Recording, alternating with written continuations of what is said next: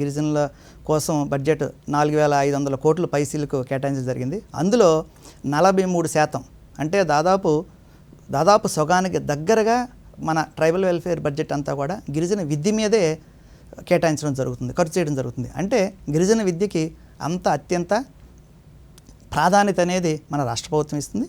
అట్లాగే కేంద్ర ప్రభుత్వం కూడా మనకి స్కాలర్షిప్లకు సంబంధించి పూర్తి స్థాయిలో శాచురేషన్ బేసిస్లో అర్హుడు ఉన్నటువంటి ప్రతి విద్యార్థికి కూడా మనకి కేంద్ర ప్రభుత్వం పోస్ట్ మ్యాట్రిక్ స్కాలర్షిప్స్ ఇస్తుంది.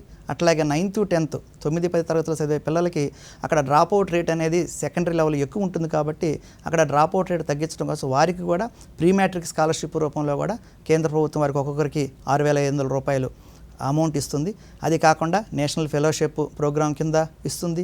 అలాగే విదేశాలలో ఎవరైనా చదువుకుంటే వారికి అవసరమైన పూర్తి స్థాయిలో అక్కడ యూనివర్సిటీలో ఎంత ఖర్చు అయితే ఎంత ఫీజు ఉంటే 100% వారికి రీయింబర్స్మెంట్ బేసిస్లో కూడా మనకి కేంద్ర ప్రభుత్వం నుంచి రాష్ట్ర ప్రభుత్వం నుంచి కూడా విద్యార్థుల మీద ఖర్చు చేస్తున్నాం. మనం ఒక్క కేంద్ర ప్రభుత్వం నుంచి వచ్చే స్కాలర్షిప్లే తీసుకుంటే పోస్ట్ మ్యాట్రిక్ స్కాలర్షిప్సే సంవత్సరానికి కేంద్ర ప్రభుత్వం నుంచి 300 కోట్ల పైసలకు మన రాష్ట్రానికి వస్తుంది. తద్వారా మన గిరిజన విద్యార్థులందరూ కూడా ఎవరు కూడా ఆర్థిక కారణాల వల్ల చదువు మానేసే పరిస్థితి లేకుండా మనం అన్ని చర్యలు తీసుకుంటున్నాం.